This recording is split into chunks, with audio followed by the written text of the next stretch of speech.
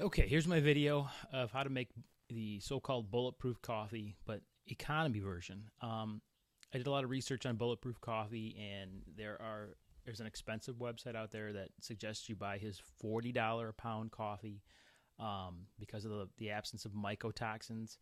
I did some research on mycotoxins. A mycotoxin is created by fungus or mold that's present on any particular crop, like corn or wheat or coffee.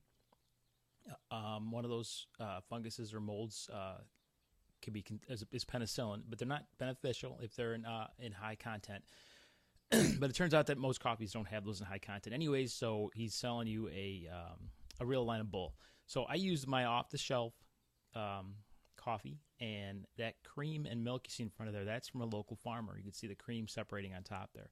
So I went ahead and poured the cream in my coffee like I normally do. That's 500 milliliters of coffee. And then in the other coffee, I added just 3 tablespoons of regular unsalted butter off the shelf as well. And I went ahead and I hit it with a hot stick. Let's go back and talk about mycotoxins. I encourage you to Google mycotoxins and Google coffee, and there is thousands of opinions on whether or not this guy's coffee is any good. It looks like he has high quality coffee, but you can't really find the source. People do like the taste, but if the guy's not going to tell you where he's growing it, that's red flag number one. What it looks like is that if you just use a high quality coffee or a coffee that you like, you're going to be just fine. The FDA regulates mycotoxins and the presence of mycotoxins because they're poisonous. So if you had a coffee that you enjoyed before and it wasn't killing you, I would say go ahead and continue to use it. This hazelnut vanilla brand, it's okay.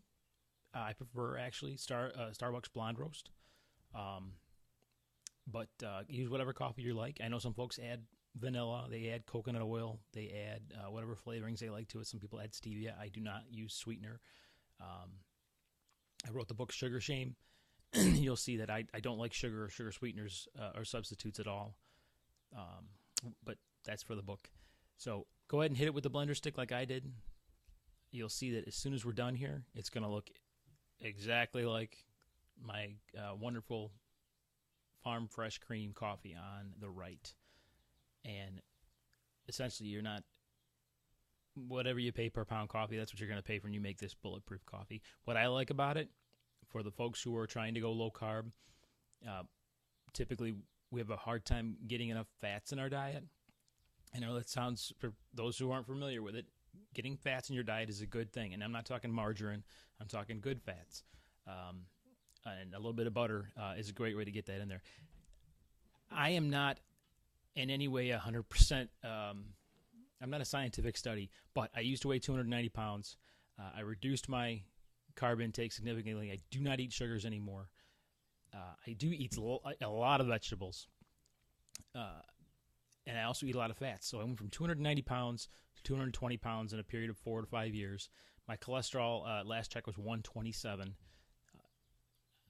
I'm a picture of health. So anyways, there's my quick demo on how to make really cheap economy bulletproof coffee. I hope you enjoy. I enjoyed the flavor, and hope you watch my other videos. Thank you.